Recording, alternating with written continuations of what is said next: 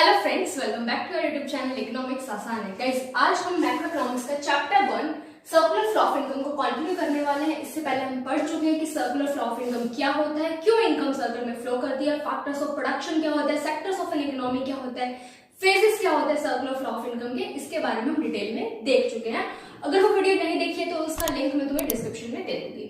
So guys, आज हम पढ़ने वाले हैं circular flow of income between to sector economy. हम मानकर चल रहे हैं कि इकोनॉमी कैसी है, सिंपल इकोनॉमी है, टू सेक्टर है इकोनॉमी में, हाउस होल्ड और फर्म, गवर्नमेंट और rest of the world exist नहीं करते हैं, ऐसा हम एज्यूम करके चलेंगे।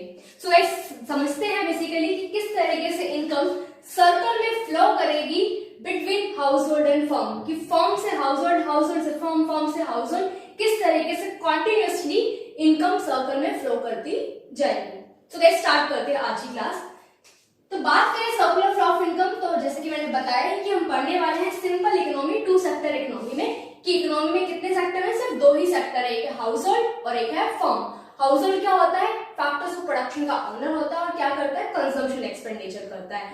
फर्म क्या करती है, फैक्टर सर्विसेज का यूज करके प्रोडक्शन करती है गुड्स एंड सर्विसेज का और उनको सेल करती है किसको, हाउस होल्ड को। ठीक है, तो क्या क्या अजम्पशंस लेकर चल रहे हैं उसको एक बार देख लेते हैं, क्योंकि विदाउट अजम्पशन हम इस कंसेप्ट को समझ नहीं पाएंगे।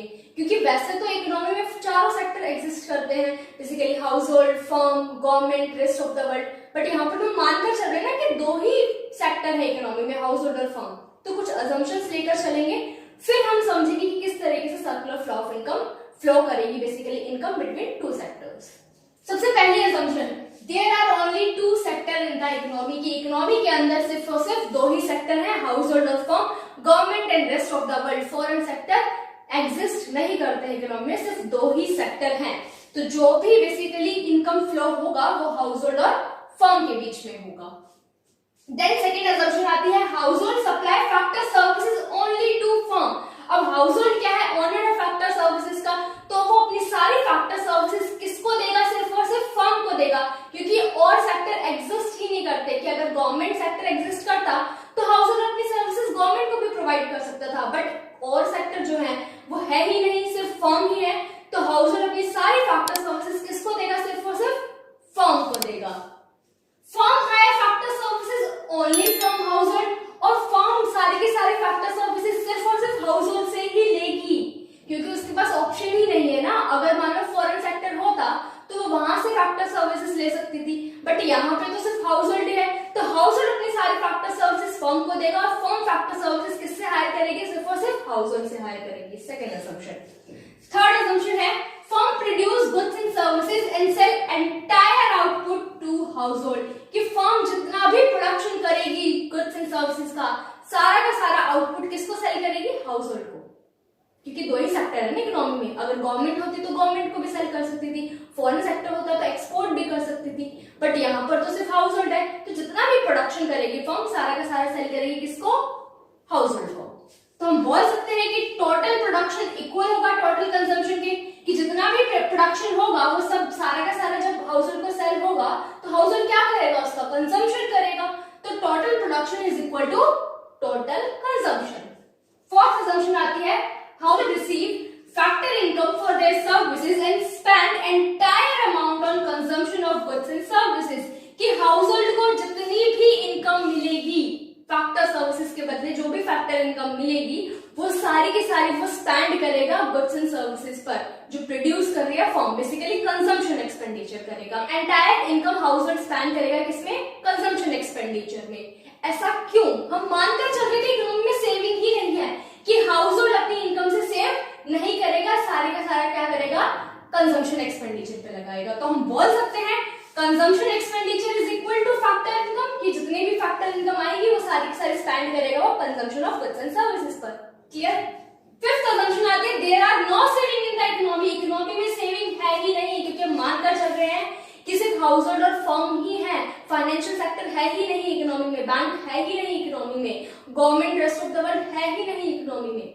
ठीक है, तो सेविंग कैसे होगी, सेविंग भी नहीं होगी। ना हाउस होल्ड अपनी इनकम से सेव करेगा, ना फर्म अपने प्रॉफिट से सेव करेगी, तो सेविंग इकोनॉमी के अंदर नहीं होगी। वही बात करें हम कह सकते हैं कि फैक्टर इनकम इक्वल होगी फैक्टर पेमेंट की, क्योंकि one person expenditure is another person income. कि फर्म जब फैक्टर पेमेंट देगी किसको, हाउस होल्ड को, तो हाउस होल्ड की क्या होगी, वो फैक्टर इनकम होगी। तो फर्म का एक्सपेंडिचर और हाउस होल्ड की income. Clear. Then real flow equal होगा मनी फ्लो के। कैसे होगा इसको अभी थोड़ी देर में मैं क्लियर करती हूँ, ठीक है। तो डायग्रामेटिकली समझते हैं कि किस तरीके से income firm to household to firm continuously flow करेगी। तो दो सेक्टर में इकोनॉमी में हाउस होल्ड और फर्म। हाउस होल्ड क्या है, फैक्टर सर्विसेज का, फैक्टर्स ऑफ प्रोडक्शन का ओनर है, तो वो फैक्टर सर्विसेज प्रोवाइड करेगा फर्म को, land, labour, capital and revenue. Firm इन फैक्टर सर्विसेज का यूज करके क्या करेगा, प्रोडक्शन करेगा गुड्स एंड सर्विसेज का, और फैक्टर सर्विसेज के बदले क्या देगा, फैक्टर पेमेंट देगा। लैंड को क्या मिलेगा, रेंट, लेबर को वेजेस, कैपिटल पे इंटरेस्ट, एंटरप्रेन्योर अर्न करेगा प्रॉफिट। जब हाउस होल्ड के पास क्या आ गई, फैक्टर इनकम आ गई, तो हाउस होल्ड क्या करेगी, उसको स्पेंड करेगी ना, अजम्पशन में हमने देखा एंटायर अमाउंट स्पेंड करेगी। कंजम्पशन एक्सपेंडिचर करेगा house hold goods and services पर, तो फर्म के पास अगेन क्या आ जाएगी, इनकम आ जाएगी, क्योंकि यहाँ पर हाउस होल्ड का कंजम्पशन एक्सपेंडिचर था, बट फर्म की क्या होगी, इनकम। फर्म अगेन क्या करेगी, फैक्टर सर्विसेज को हायर करेगी, गुड्स एंड सर्विसेज का प्रोडक्शन करेगी, फैक्टर पेमेंट देगी हाउस होल्ड को, house hold again consumption expenditure करेगा, अगेन फर्म क्या करेगी, फैक्टर सर्विसेज हायर करेगी, प्रोडक्शन करेगी, फैक्टर पेमेंट देगी, अगेन हाउस होल्ड क्या करेगा, कंजम्पशन एक्सपेंडिचर करेगा। इनकम सर्कल में कॉन्टिन्यूसली फ्लो करती रहेगी, क्योंकि प्रोडक्शन क्या है, कॉन्टिन्यूअस एक्टिविटी है, क्योंकि हमारी वांट्स क्या होती है, अनलिमिटेड एंड रीअकरिंग होती है। इस तरीके से हाउस होल्ड और फर्म के बीच में इनकम सर्कल में फ्लो करती जाएगी। तो बात करें आउटर लूप, ये जो आउटर लूप बना हुआ है ये रिप्रेजेंट करता है किसको, रियल फ्लो को। रियल फ्लो क्या होता है, बेसिकली जिसमें मनी इन्वॉल्व ना हो, जहां पर एक्सचेंज जो होता है वो गुड्स एंड सर्विसेज के बदले गुड्स एंड सर्विसेज का होता है। तो यहाँ से क्या गई, हाउस होल्ड से फर्म फैक्टर सर्विसेज गई, और फर्म से उसके बदले क्या चली गई, गुड्स एंड सर्विसेज चली गई। तो हाउस होल्ड ने अपनी फैक्टर सर्विसेज दी, उसके बदले क्या ले लिया, गुड्स एंड सर्विसेज ले लिया। यहाँ पे मनी का इन्वॉल्वमेंट हुआ नहीं हुआ, गुड्स एंड सर्विसेज के बदले गुड्स एंड सर्विसेज का एक्सचेंज हो गया। तो इसको हम बार्टर सिस्टम भी बोलते हैं बेसिकली, ठीक है। तो रियल फ्लो हमारा आउटर लूप रिप्रेजेंट कर रहा है। इनर लूप की बात करें तो इनर लूप क्या रिप्रेजेंट कर रहा है, मनी फ्लो को, क्योंकि यहाँ से जब फैक्टर पेमेंट जाएगी तो वो मनी में जाएगी, रेंट, वेजेस, इंटरेस्ट, प्रॉफिट, और जब हाउस होल्ड कंजम्पशन एक्सपेंडिचर करेगा गुड्स एंड सर्विसेज पर तो भी वो मनी में होगा। तो यहाँ पर जो एक्सचेंज हो रहा है वो मनी में हो रहा है, इसलिए हम बोल रहे हैं इनर लूप को मनी फ्लो। और आउटर लूप में क्या हो रहा है, एक्सचेंज गुड्स एंड सर्विसेज में हो रहा है, इसलिए हम बोल रहे हैं उसको रियल फ्लो।